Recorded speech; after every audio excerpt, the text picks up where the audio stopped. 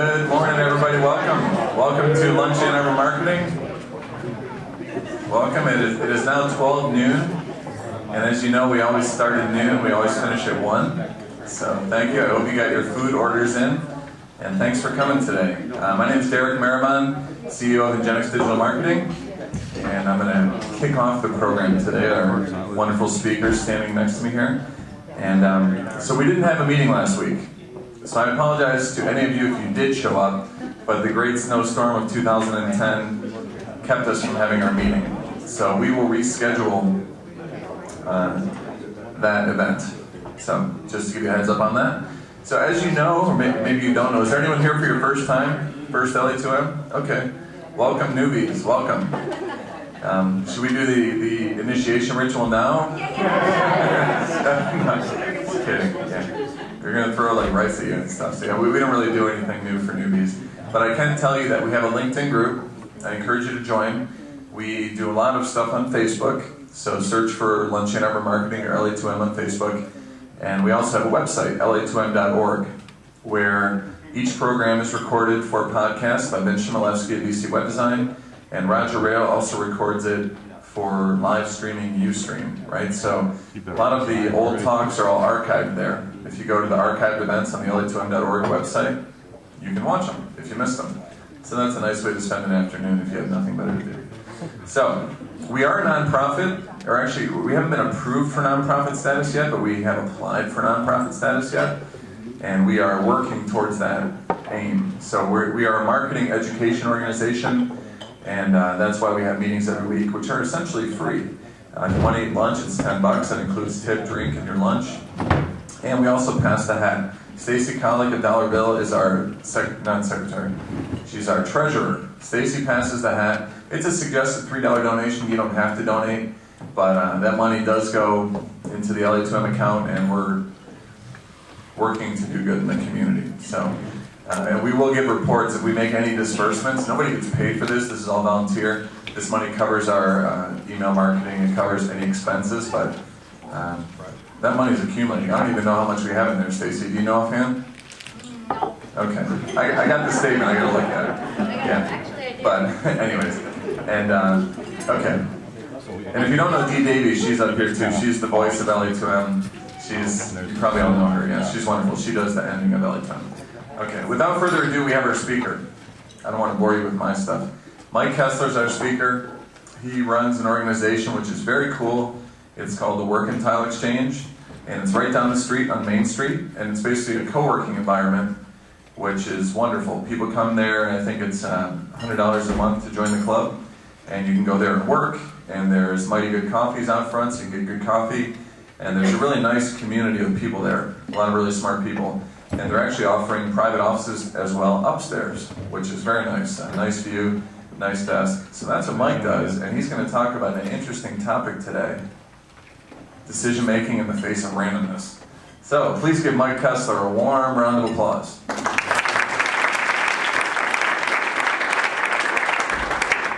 Thank you. So, is this working well? Okay. So, in 2002, the Nobel Prize Committee awarded, what am I hitting here? They awarded the Nobel Prize for economics, not to an economist, but to a psychologist named Daniel Kahneman. And Kahneman, along with Amos Tversky, they studied the misconceptions and common fallacies that people have when they go to make a decision or make a judgment, and the effect that these misconceptions have on the judgments they make. So with that, a new field called behavioral economics has been launched, and now the bookshelves at the bookstores are heavy with these behavioral economics books. Many of you probably either heard of or read the Dan Ariely one, Predictably Irrational, how we act in a rational manner, but in a predictable fashion. This is basically the same book, but the science of fear, how we fear things we shouldn't and don't fear things that we should. As far as randomness, we have a couple of those. The Drunkard's Walk, about how often we attribute skill or our fortitude when it's actually a very lucky occurrence, which you should take, but it's more often than not luck. And along those lines, the black swans, I mean, they read, were highly improbable events can have a disproportionate effect on outcomes. So there's a few more, and I told Dee I'd provide like a little, what each of those books says, and you guys could pick and choose what you think would be good for you. So if it's possible to distill like all this, what they say in these books and what a life's work of a Nobel Prize winner in economics down into one statement, I guess it's that as humans, we're not very good decision makers as individuals. So even the smartest one of us, we make bad decisions. Did anybody buy a house in 2006 or 2007?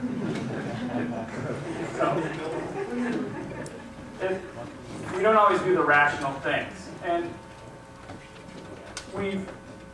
through evolution, we've established these rules of thumb, these heuristics that guide our behavior. And it's worked well when we're chasing the antelope, you stick with it. Now today, in a more complex world, it doesn't always work well. It still does work well in certain situations. So when it does work well is in a stable environment when cause and effect are obvious.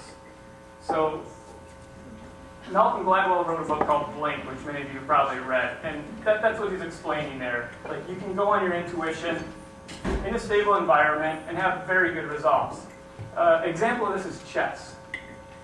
Chess experts know the chessboard, know the game so well that they can walk by and look at a game in progress, know who has the advantage, knows what's going on in the game, can probably even work backwards and forwards as to what the next plays will be.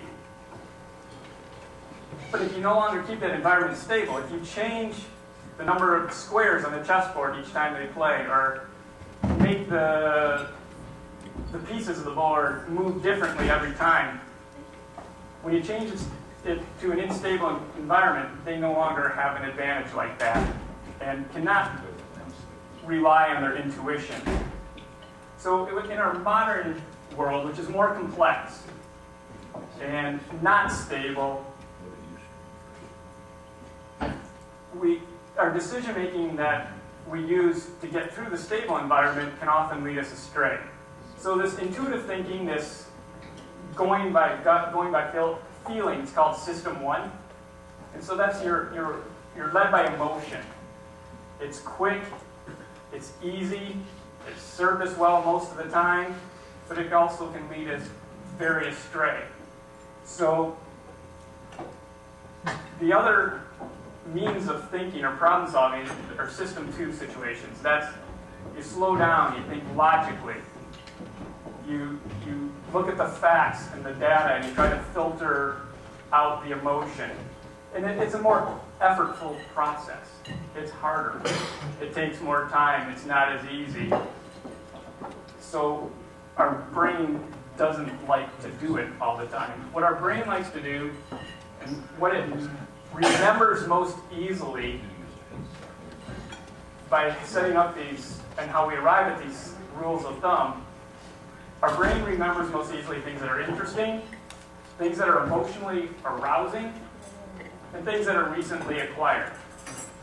So as marketers, you should be excited that we don't make decisions very well, because you can manipulate that to your advantage by addressing these things, but there's a double-edged sword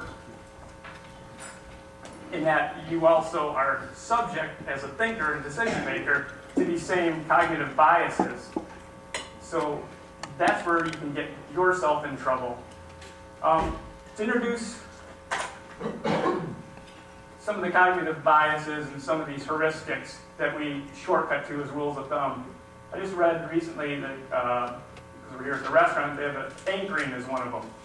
So there's companies now who specialize in menus, and they do it to maximize and optimize the sales by way of the menus at a restaurant.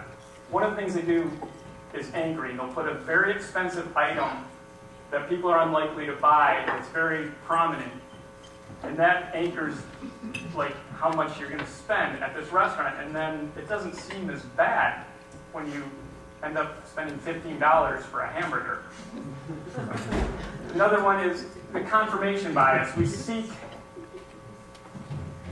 to confirm what we already feel or know, because it's harder to look for new information or information that contradicts what we want to do. And just the ease of it, we seek out information, like I said, that confirms what we already know. And then there's also another one called loss aversion. So if you are hunting that antelope and you're on your second day of it, it's probably your advantage to stay with it and go after that antelope because you need to eat. And food is going to keep you alive, so that's the good thing. Nowadays, we're a decade into a war. There's no clear metric of whether we're going to win or not, but that same emotional, we're in, we shouldn't get out type of judgment is ruling our decision making for better or for worse. I'm going to introduce you to one more. I'll even tell you what it is beforehand, because one of the interesting things about some of these heuristics and some of these cognitive biases, even when you're aware of them, even when you feel yourself falling for them, you still do it. So this one's called availability heuristic. So just take a second, and if you rank in order out of these categories of tobacco, lifestyle, motor vehicle accidents, firearms, illicit drug use, which is most likely to kill you, which is least likely? How do more people die?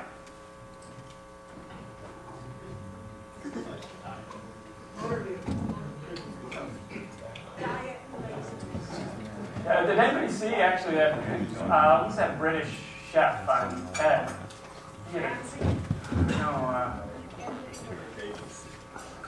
Jamie Oliver? Is that his name? Jamie Oliver. Anyway, check out his TED Talk. It has nothing to do with this, except he uses this graph, which is very interesting. So, with the availability heuristic, these are the leading causes of death. And I think tobacco and lifestyle may have flip-flopped, and this is from 2004, since then. But with the availability heuristic, and I'm going to read it here so I don't get it wrong, people base their judgment of how frequently an event will occur based on how easily they can bring an example to their head.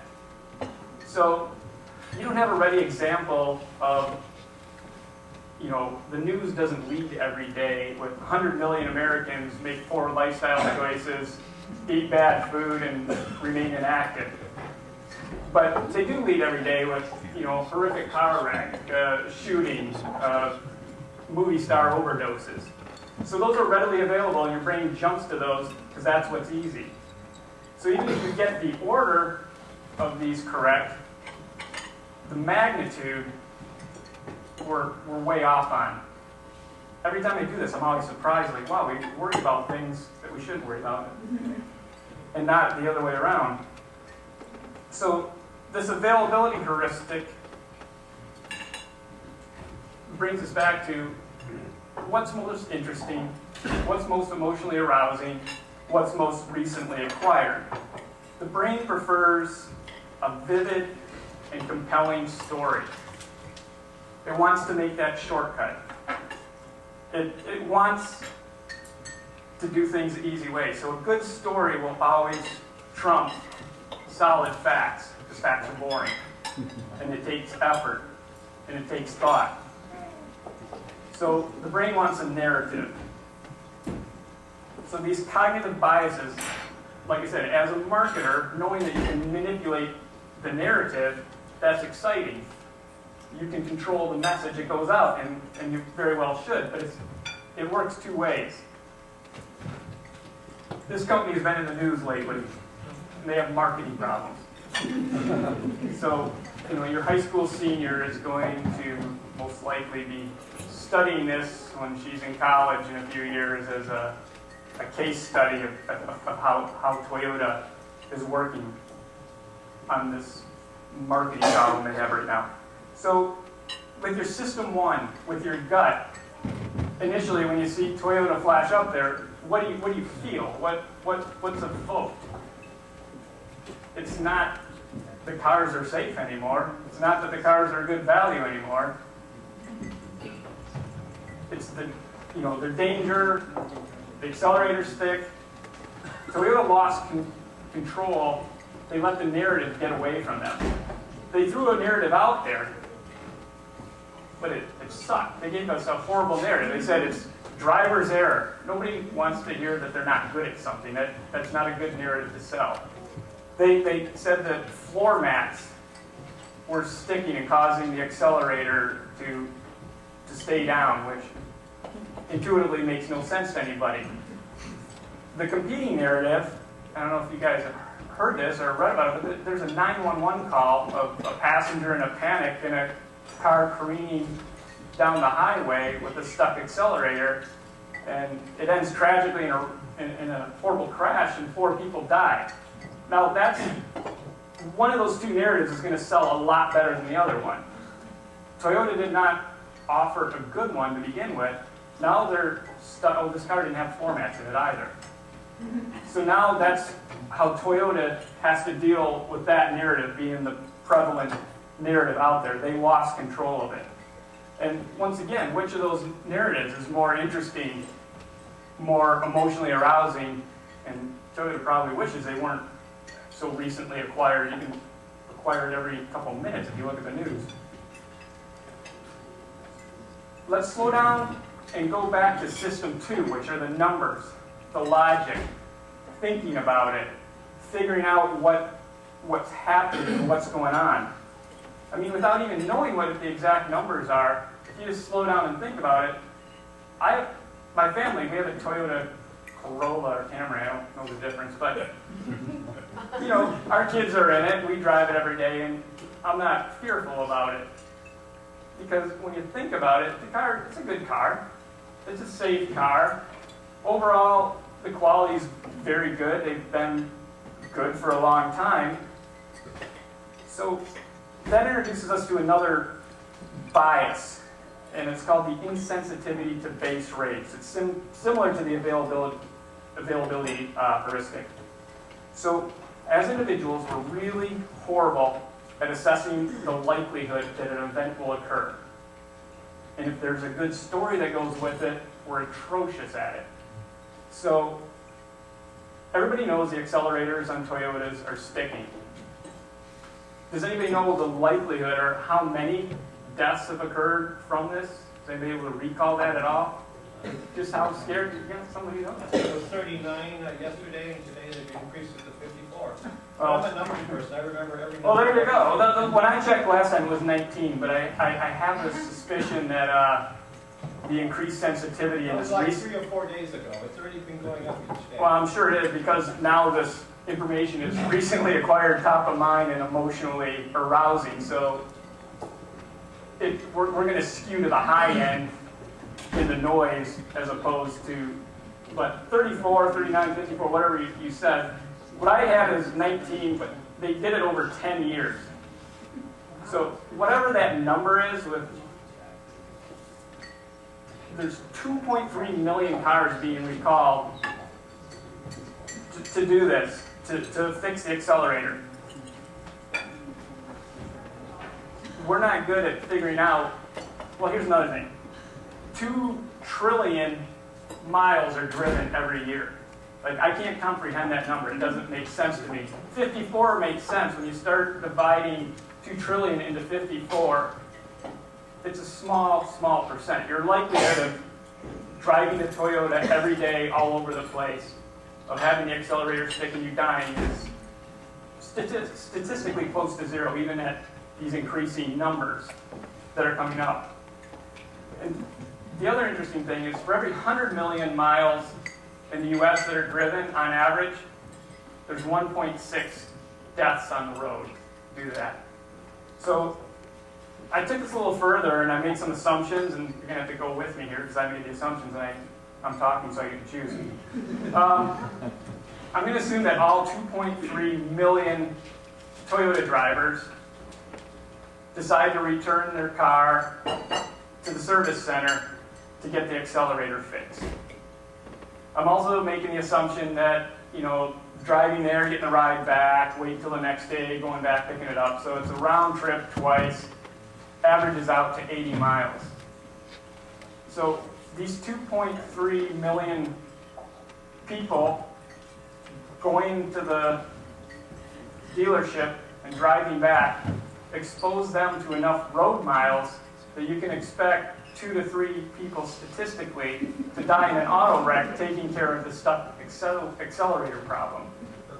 So from a straight system 2 numbers logic point of view, like the rational thing for Toyota to do would be to say, yeah, we know next time you come in for regular service, we'll take care of it.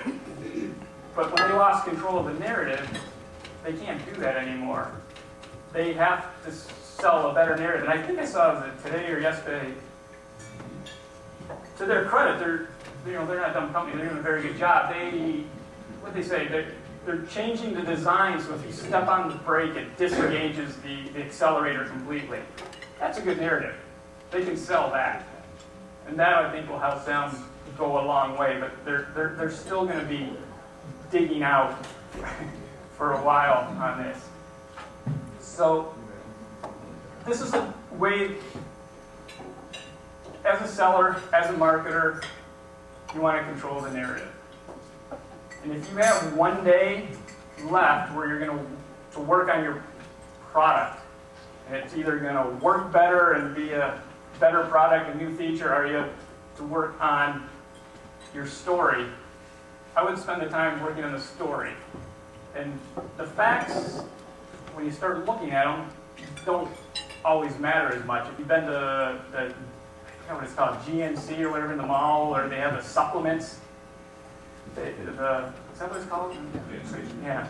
So you go in there and you buy the supplements. I've never seen any studies that have said that these things, rigorous studies that are actual studies, that say that these are beneficial, that these are good.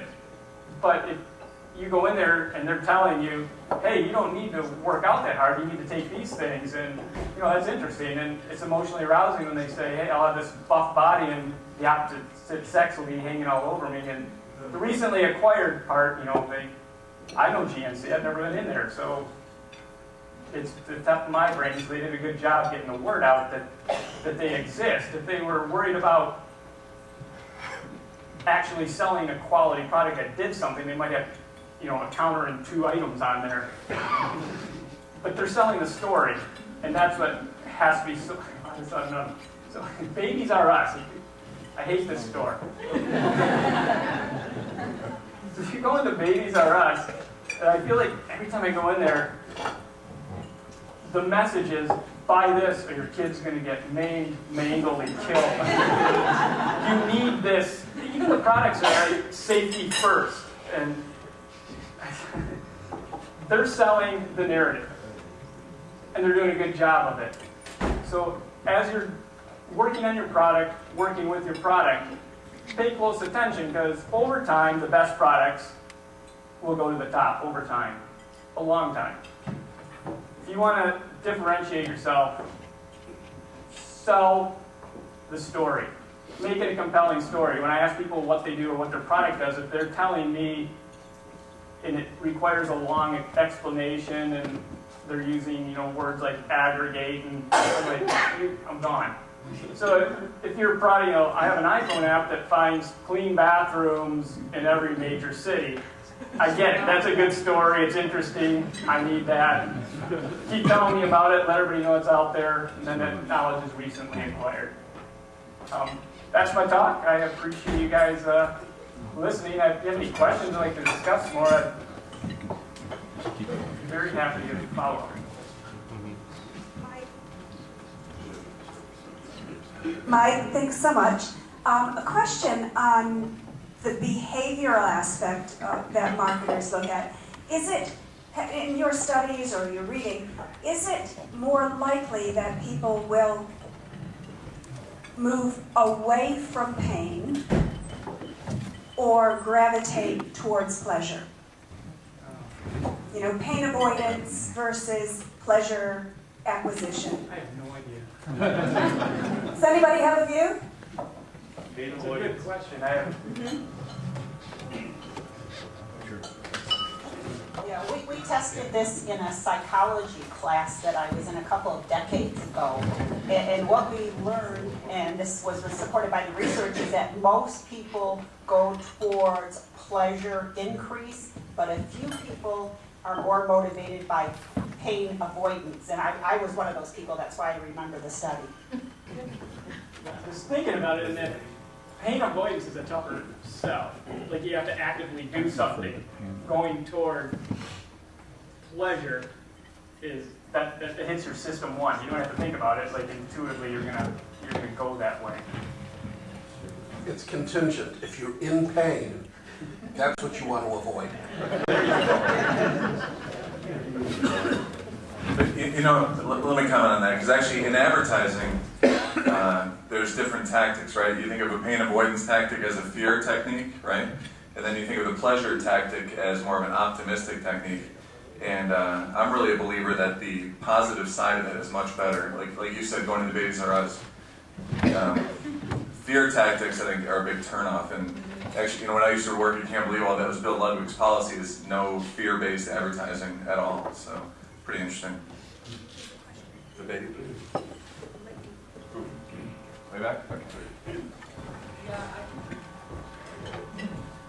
I think from my observation is a little bit modification on both. That is to say, fear doesn't necessarily go with, you know, like avoidance of pain. And I think when you, it depends on what you're selling. If you are selling, if you're selling for something that is rational and useful, and someone is already quite secure or something like that, then they would be more interested in loss or pain avoidance. So I think like a lot of the websites that people have and that I've seen, they say, wow, this website is so cool, and you can spend, you know, a whole hour surfing it and just checking out all the music or something like that. And the graphic is so exciting. But you have to find out, you have to ask yourself, what's the purpose of your website?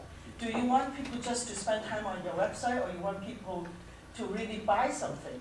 So the people who want to buy something at your website, they are not the type who have a lot of time to spend time, you know, just surfing and surfing and surfing.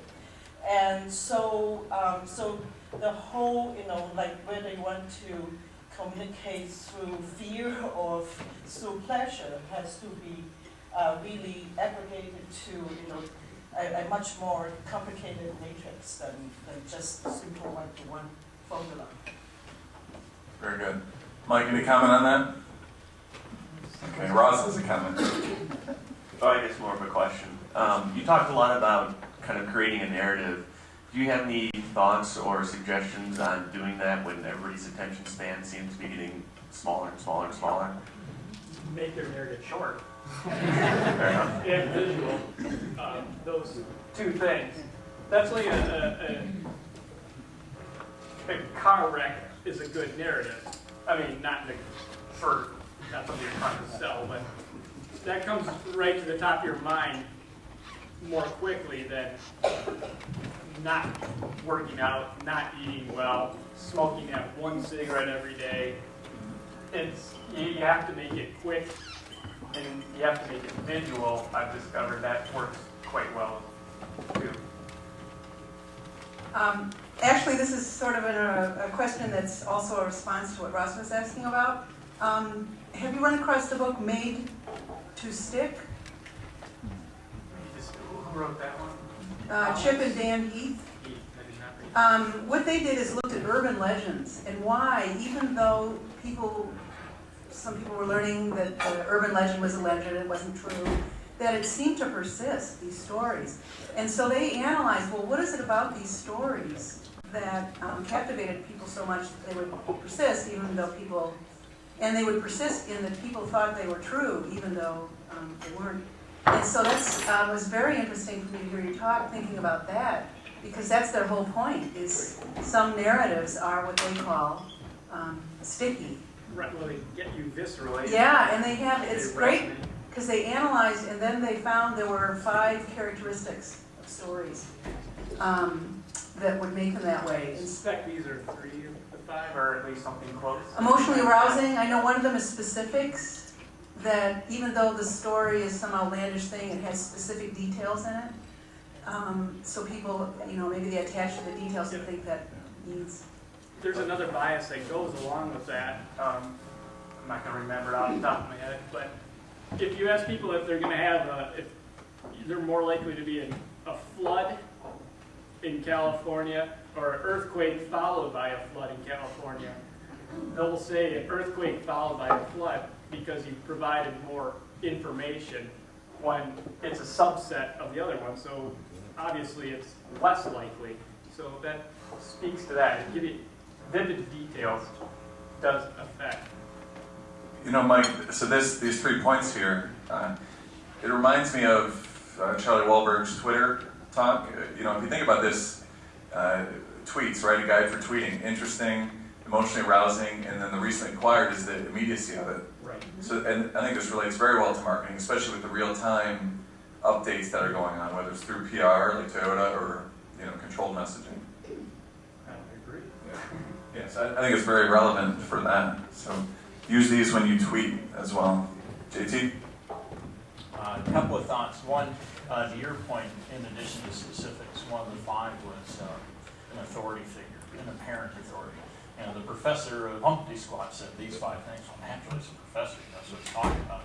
So it helps propel it if somebody knows it about it. With regards to the question about making it stick, I think one of the key things to remember, how to get the narrative to work is, and I've had to remind myself of this over time, is there is no everybody in your audience. It will stick with the people that are generally interested in the topic you have, and they'll gravitate toward it. Why do we pay attention to Toyota? Well, we all own cars, and a good chunk of us own Toyotas. The guys that are over in Europe driving Beamers all the time, they're going, screw them, do that. They're not as worried about it.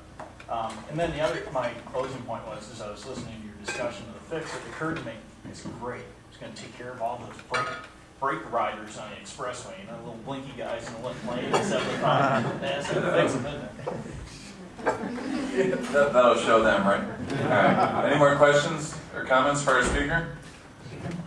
Any more? All right, let's give Mike Kessler a big round of applause.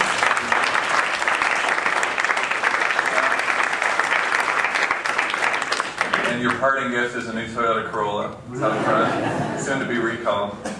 Kidding. Okay, so now we do the fun part. Now we go around the room and you get to introduce yourselves.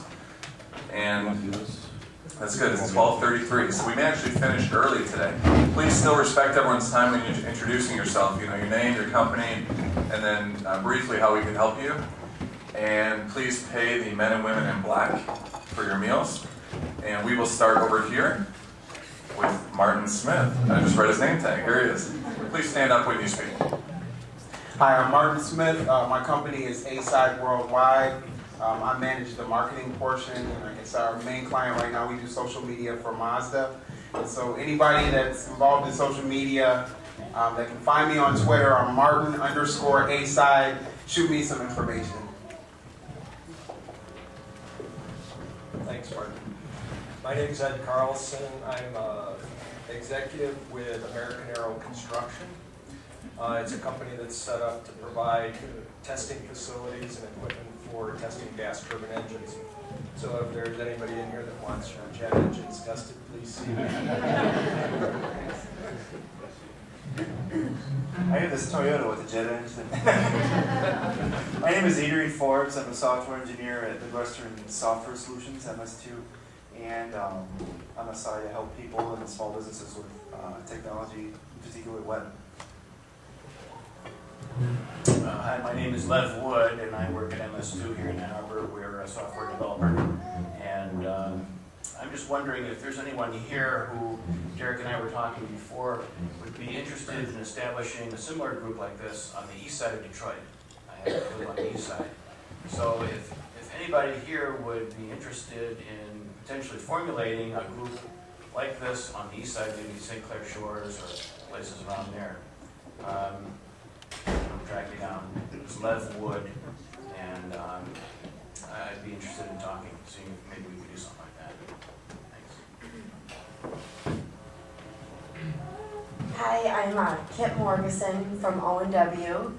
We are a beer distributor, so I'm the Vice President of Marketing, and really we're, as a beer distributor, kind of entering the world of social media, websites, those kind of things, to let all of you know who we are. And we walk a very fine line in the beer business with both being flashy and in your face, but safe and responsible, so I have a lot of these things on my mind. So. And welcome. This is your first time, right? I'm Diane Sheldon-Koo. I am the National Sales Manager at ProQuest. We provide information to libraries.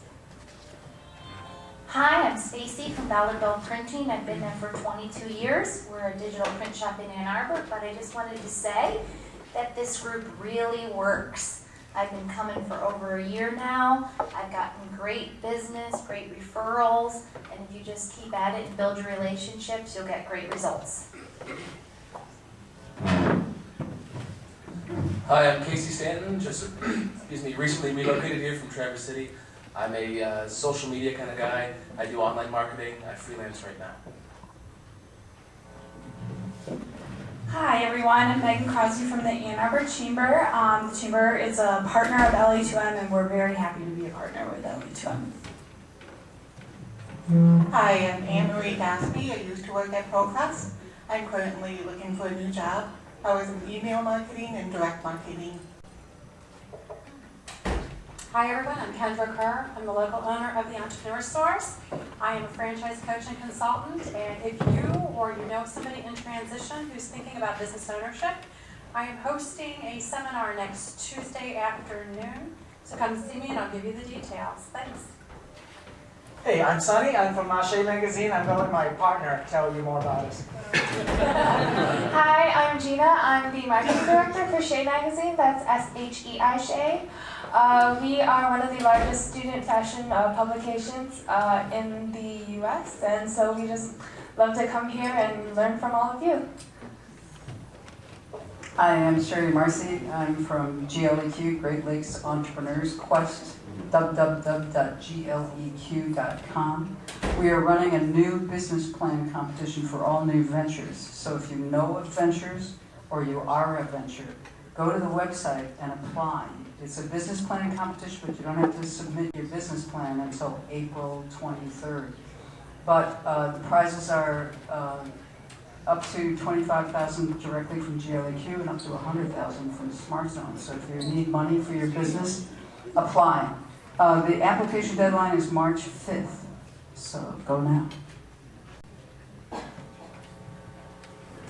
Hi, Kathy Griswold. I'm a former IT manager, and I really appreciate what I've learned here. I'm trying to apply it to marketing some of the nonprofit organizations that I belong to, as well as a major school reform initiative.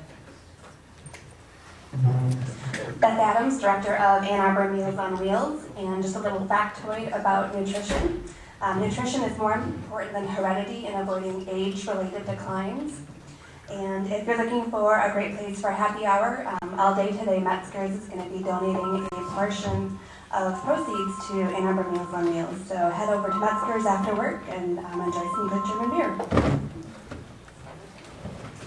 My name is Lila, and I'm from Lindsay Exhibit Group, and we build and design and manage trade show exhibits. I'm also here today on behalf of the Ann Arbor Ad Club.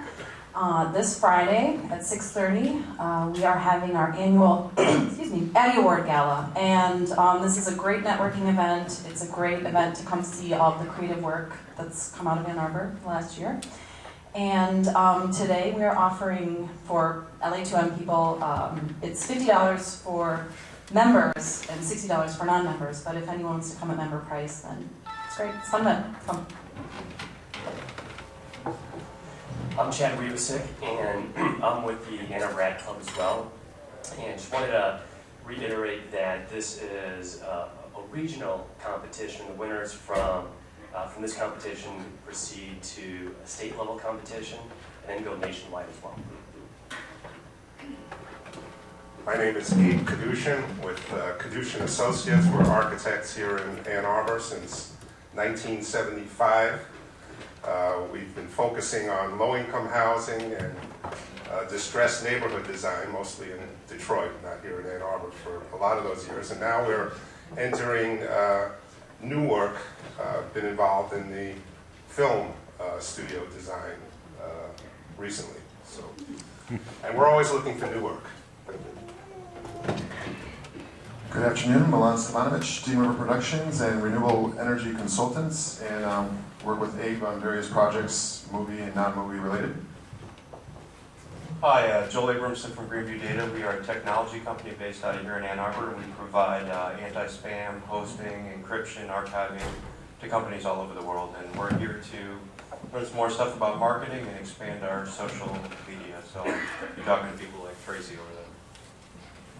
I'm Ted Green. I founded Greenview Data in 1980, mostly as a software company, but as Joel said, we're more into email services now and hiring and programmers, marketing people, and others. We do very little business in Michigan, so it's mostly overseas and other parts of the United States. Hi, I'm Carol Lesher. I'm with Ozone House, a safe place with real support for our young people in our community.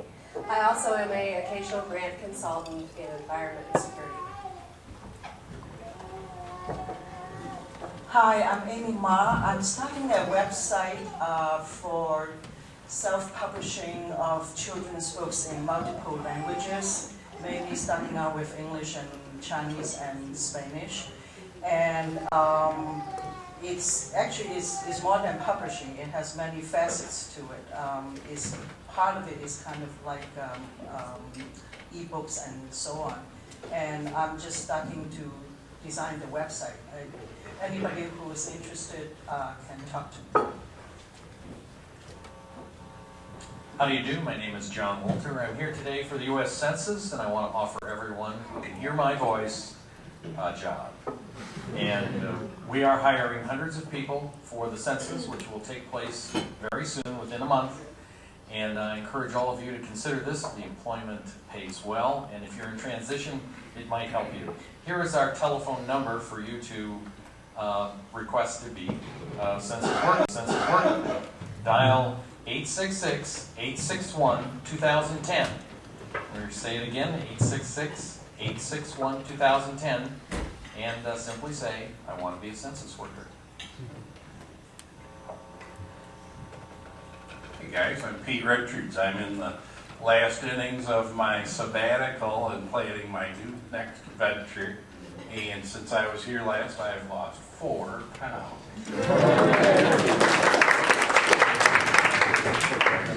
Hello, my name is Gary Maxey. I have over 20 years of business process outsourcing and IT outsourcing. In addition, now I'm currently doing consulting, independent consulting with startups and venture funding. Hi, I'm Susan Link, and I'm a retailer in transition. And I really appreciate being able to find a forum like this to learn more about social media. Hi, I'm Julie Sanders. I'm a professional hair designer. I recently relocated my business to the downtown Ann Arbor area, and I just wanted to find out new ways to market myself and maybe help grow my business in such a tough economy, and look forward to maybe meeting some of you and growing my business. Thank you. Hi, I'm Deb Nystrom, and speaking of growing your business, I'm doing a follow-up workshop free this Friday at the Workantile Exchange. I have a few of these slips. If any of you haven't been on the website, there's a group website. Some of these are backed by John, Mr. Census back there. So if you want, and I have a few here if you haven't been on the website. This presentation was offered January 20th, LA2M, and you can ask LA2M guys more about it if you can't get to it. Anyway, it is a mini blogging thing. It is this Friday, 5:30, and just let me know if you're interested. At the Workantile, which is the reason I'm staying independent and not jumping onto a consulting firm, because I really don't want to yet. I'm Ross Johnson with 3.7 Designs. We do web design and search optimization, internet marketing, that sort of thing. And I'd love to hear from anybody who has found a way to fit like 2 more hours in the day. It's not me, Ross. Sorry. My name is Kathy Zazinski, and I'm currently working as a marketing consultant with RJ Conlon Marketing and Design. And today I just wanted to also let everyone know, if you haven't seen anything already, I think the press releases went out late. Think Local First, which some of you may be familiar with, is hosting a series of kind of open forums, just a way for people to gather information. They were granted some funds from the Ann Arbor DDA to do a feasibility study on a local currency project. It's not set in stone, it's just research that's being done to see if that's something that will be accepted in the community. So the first open event to just go around and gather information is next Tuesday in the lower level of the Ann Arbor District Library on 5th from 6 to 8. So if you're interested in learning more, stop by. Hi, I'm Chris Rizzo. I'm a marketing associate for Online Tech and also the owner of a music blog called Rizzo Music. And I'll be presenting next week talking about my experiences in blogging and basically trying to teach you all the things that I wish I would have known when I first started up about 3 years ago. So. Hi, I'm Philip Profrock. I have recently founded my own architectural firm, PS Profrock Architecture. I also do some writing on sustainability and environment and green building for jetsongreen.com and ecogeek.org. Hi, I'm Kirk Beadle. I'm an owner of the Entrepreneur Source. We do business coaching, and I have a question for you. How many of you are watching the Olympics? What do you think about some of those athletes? They're pretty good at what they do, aren't they? Think about what we as business owners can learn from those athletes. One of the key things they have is not the national coach, but they have a personal coach that helps them improve their skills, helps them reach the goals they have. So think about what a coach might be able to do for your business. And if you're interested, come see me and I'll help you put you on that roadmap. My name is Janice Milham. I'm founder of Milham Images. And I would describe myself as a visual marketing strategist. And what I do is I help people put together images and an image portfolio for their businesses to help them tell a visual story about what they do and how they're different than their competition. And if anybody's looking for someone to look at their website, make some recommendations and changes to make those images look a little bit more different than stock images you see on everybody's website with the handshakes and whatnot, come see me. Milham Images. Thank you. Hello, I'm Chad Crabtree, and I'm here to learn new things, and I'm a webmaster. I make websites work, I don't make them pretty. Hi, I'm Alex Fisher. I'll admit it, I'm a computer nerd. My company is Commercial Progression. We specialize in web design with Drupal and open source content management system. I'm Roger Rail.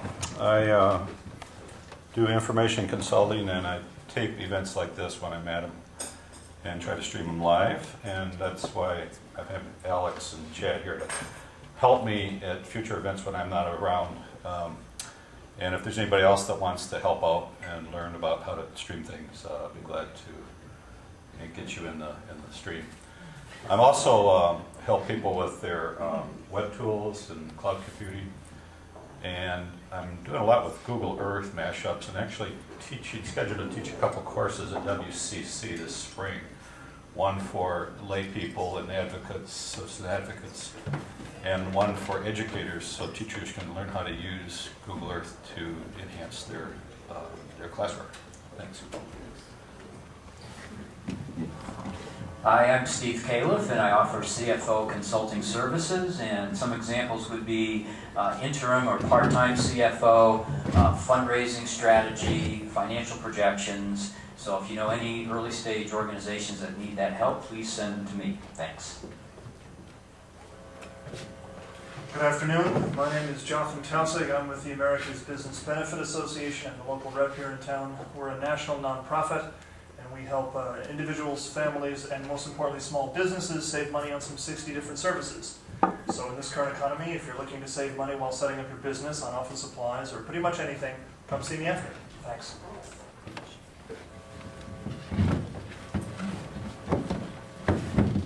I'm Betsy Ben-Baruch. I'm a applied sociologist, quantitative analyst, market researcher.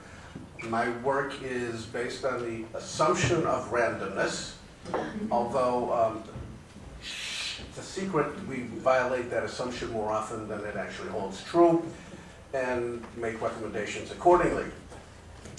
And I'm looking for my next opportunity to base decisions on false assumptions about randomness. Hi, I'm Mike Wynn with Sandler Trading, and entrepreneurs and professional service providers come to us not when they're feeling random, but when they're really frustrated with their sales results. So we help them sell more easily. Well, I'm Cheryl Pfeiffer. I'm in between positions right now. I have sales and training and library background, and I'm just trying to keep up with what's going on in technology these days. Thank you. Hi, I'm Eric Rodriguez, account manager with Ingenix. We use digital marketing and social media to help companies connect and compete. Hi, I'm Jane Delancey, and that's from Delancey Design, and we do website development and design. My background is in graphic design, so what we focus on is how your website looks, which means we can use graphic design to influence how, the narrative of your story and control users' attention. That's Jane Delancey, Delancey Design. Thanks. Hi, I'm Erica Myers. I'm here with Mike from Workantile Exchange. If anybody has any questions about Workantile, I brought some day passes for you all to come check out the space. And as was mentioned before, we have not only the $100 a month space, but we also have some dedicated office space as well as meeting space available. So if any of your clients or yourself, your companies need some space for trainings or meetings or events, come see me. Thank you. Wait a minute, who's the little guy? Oh, that's Julia. This is Julia. Having too much fun here with this subject. Anyway, I'm Carter Sherwin from Prince Studios, and I do commercial, editorial, and portrait photography, which means I do everything except for weddings. I run them. Unless they're somewhere like Barbados, I do those. Hey everybody, I'm Derek Maribon with Ingenix Digital Marketing, and the woman in retailing transition, I'd like to talk to you because we have a retail startup called Plum Trail. Maybe we could use your help. And Casey, welcome from Traverse City. I think you emailed that you were coming in town. Let's talk afterwards too. So, anyways, yeah, that's it. Here's Dee Davey. Hi, I'm Dee Davey, Creative Ideas Marketing. I'm an independent marketing contractor. I help companies who provide services to their customers, business to business, ensure that they're offering the right things to the right customers for the right reasons. I help them with their strategic market planning. I'm also an interim contractor and currently on contract looking for my next assignment. And on top of that, I'm the voice of Lunch and Arbor Marketing. And I work with Derek and the rest of the team to get the scheduling, the communications out. And our next speaker has already been introduced, but Chris, would you stand up again, please? We have Chris Rizzo, who's going to give you the benefit of his experience in developing his blog and techniques in blogging to avoid and use, and learn from his lessons learned in building a blog. So see you next week at Lunch and Arbor Marketing. Thank you.